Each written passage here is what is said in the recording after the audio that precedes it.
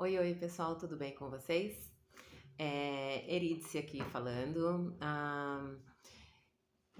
Eu queria abrir uma conversa aqui pra gente bater um papo, quem sabe, sobre algo que tem me incomodado muito pessoalmente, muito diretamente, a repercussão que tá dando a respeito das meninas que hostilizaram a colega de 44 anos na faculdade de biomedicina.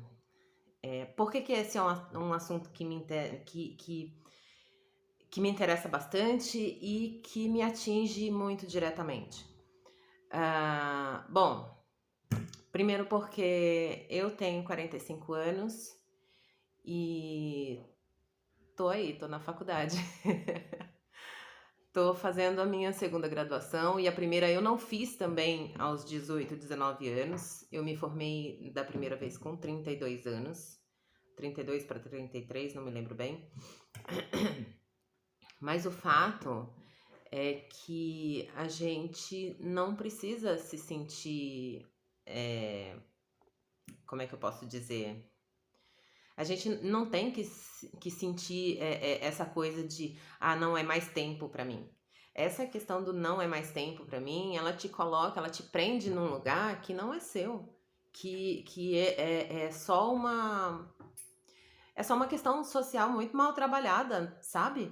Que por que só os adolescentes, os jovens, têm o direito de cursar uma graduação superior? É muito bacana. Na época que eu conheci meu esposo, ele era professor universitário, e na faculdade que ele dava aula, tinha uma turma que era direcionada para a terceira idade, sabe?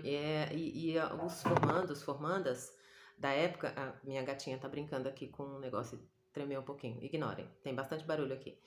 Ah, os formandas tinham acima de 60, sabe? Tinha uma formanda dele, uma aluna dele na época, que inclusive era muito legal essa relação, que às vezes elas levavam bolo, faziam comemoração, sabe? Confraternização. E tinha uma delas que tinha 70 e poucos anos. E ela ensinou a fazer um bolo de cenoura com calda de chocolate com menta. Eu achava maravilhoso.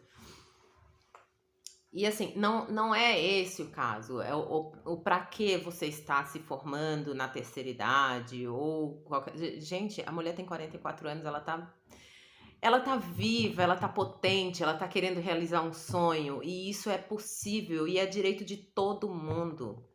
Agora, não tô querendo atacar as garotas, dizer que elas foram muito erradas e tal. Eu li ontem com um pouco de preocupação, as meninas desistiram do curso de biomedicina, as 3 meninas. Então eu imagino que tá o inferno, não tô passando pano, passando a mão na cabeça delas por elas terem feito o que fizeram. É... Mas imagina, elas estão desistindo porque muito provavelmente elas estão sendo atacadas também, de alguma forma, por uma coisa que elas fizeram e que foi impensado. Mas assim, a reprodução massiva desse vídeo e a repercussão que chegou a isso nos traz muita coisa para pensar, sabe? Mas ninguém se deu bem nisso, cara. Ninguém se deu bem nisso. É tudo muito nocivo. A pessoa diretamente atingida, que foi primeiramente, não diretamente atingida, porque as meninas foram também, que foi assim, a primeiramente atingida foi a estudante de 44 anos. Não lembro bem o nome dela. Aqui minha solidariedade, eu tenho 45, tô estudante também, eu nunca fui hostilizada, pelo menos até onde eu sei.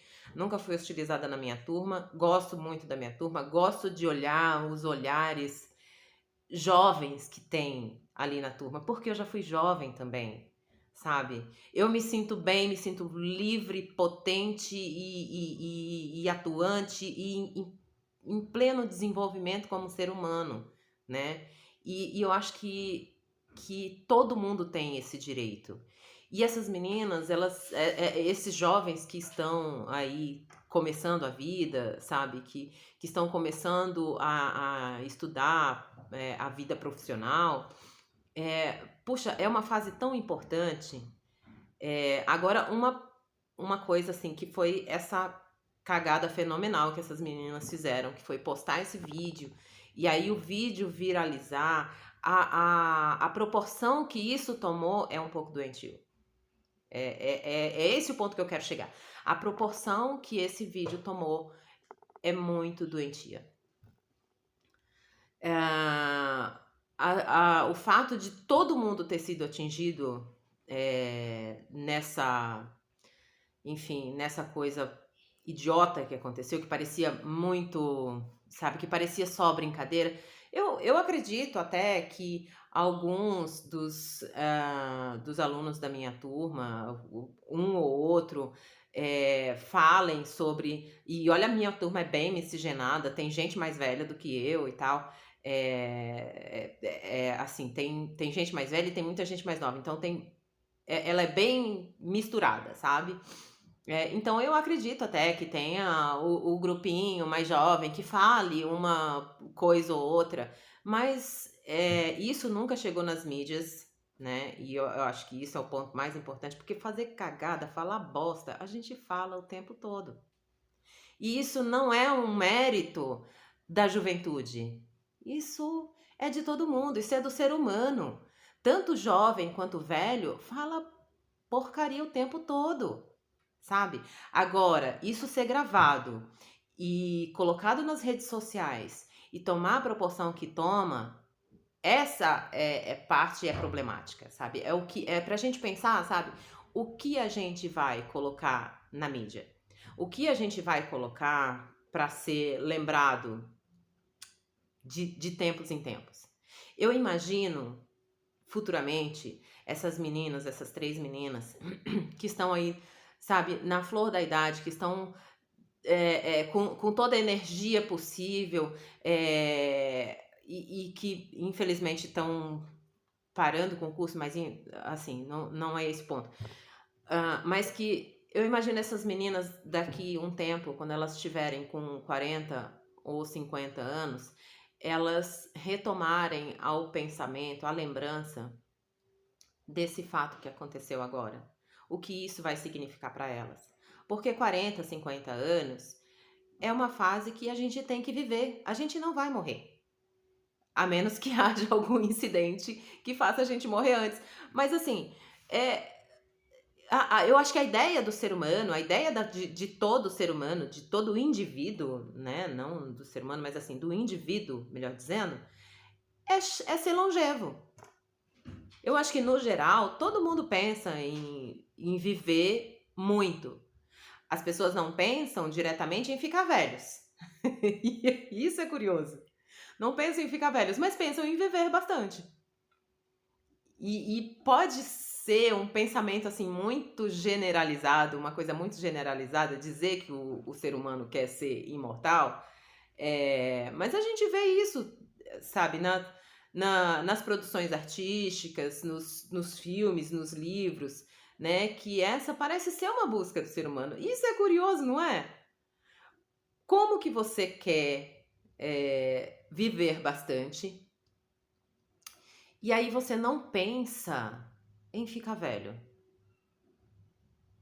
Essas questões, elas são muito problemáticas e elas chegam e elas nos pegam tanto enquanto humanidade, porque a gente não pensa muito bem a respeito da própria morte, a respeito do próprio envelhecimento. A gente não pensa muito bem a respeito disso. E quando chega a nossa vez de envelhecer, no geral, a gente tá tão tomado, tá tão mascarado com o que vendem na mídia, no capitalismo pra gente, do que é ser um ser humano, que você tem que estar, sabe, que tem que estar com a melhor maquiagem, com, sabe, feito procedimentos estéticos para continuar parecendo jovem. E eu não tô dizendo que é errado que que as pessoas façam esses procedimentos estéticos, porque se é uma coisa que realmente incomoda, eu acho que a gente tem que mudar e a gente pode mudar. Se a gente tem grana para investir nisso, tem saúde, tem energia para investir nisso, tá tudo bem, tá? Mas isso não pode ser uma imposição também, né? Não pode ser uma imposição para a gente continuar sempre jovem, apesar de estar velho, de estar envelhecendo. Envelhecer é uma coisa bonita e é uma coisa de ser vivo. Nasce, cresce, envelhece e morre. Esse é o nosso destino. A gente tem que aproveitar bem o processo. É esse meiozinho aí, sabe?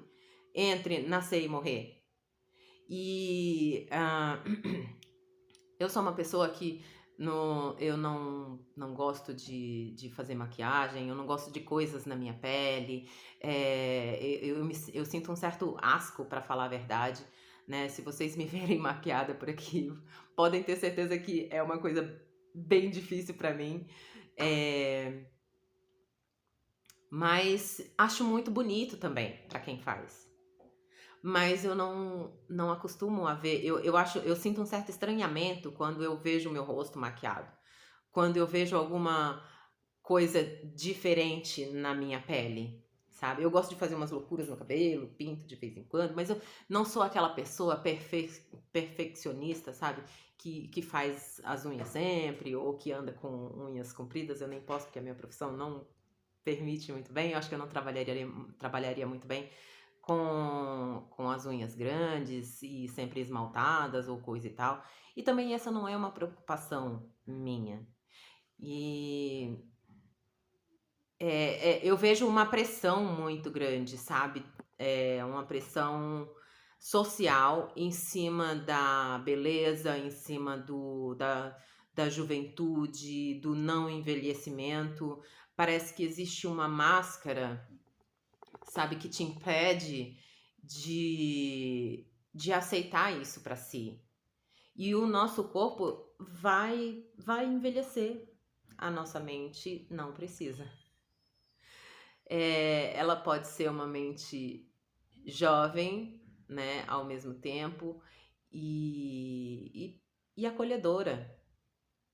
E eu acho que esse é o ponto, sabe? Da gente, ao invés de ficar reproduzindo massificamente, sem pensar nas consequências, reproduzindo umas coisas, assim, de um momento, assim, que foi infeliz de uma garota. Voltei. Enfim. É isso que eu queria dizer, gente. Me digam aí quão incômodo é essa coisa pra vocês. Muitas vezes a gente vê uma notícia e vê alguém fazendo merda, e principalmente assim, quando são pessoas muito jovens, isso me incomoda muito. Porque isso não é a essência daquela pessoa. Às vezes ela só tá tomada de informações erradas, só falou uma besteira ocasional também. E aí aquele momento é reproduzido massificamente e a pessoa é condenada, atacada, criminalizada por conta disso. Atinge pessoas? Atinge, e isso é muito ruim. É ruim para todas as partes, ninguém ganha com isso. Então, vamos abrir uma conversa aqui. Me digam aí vocês, o quanto isso é incômodo, o quanto isso incomoda vocês. Sabe, porque a mim traz tristeza. Todo ser humano, ele continua em desenvolvimento, e isso é coisa que eu estudo também, sabe, porque eu estudo psicologia. Então, ele continua, o ser humano continua, o indivíduo continua em desenvolvimento desde o nascer até morrer, sabe? Não é uma coisa da infância e da juventude. Ele continua em desenvolvimento, e esse desenvolvimento, ele é de forma diferente em todas as fases da vida, né? E a gente precisa parar um pouco com essa coisa de quem tem valor é o jovem, quem tem sabedoria é o velho. Não, não. A gente aprende, quem é mais velho, quem é idoso, aprende com o jovem, e quem é jovem aprende com o idoso, o velho, e a gente está em aprendizado o tempo todo. E a gente só para de aprender quando a gente morre. E eu nem posso dizer isso com certeza, porque eu não sei o que acontece depois que a gente morre. Eu não sei se sobra alguma coisa. Ninguém voltou para dizer, né? Então, me digam vocês, como é que vocês se posicionam a respeito disso? E, bom, até mais. Qualquer dia a gente volta aqui para bater um papo.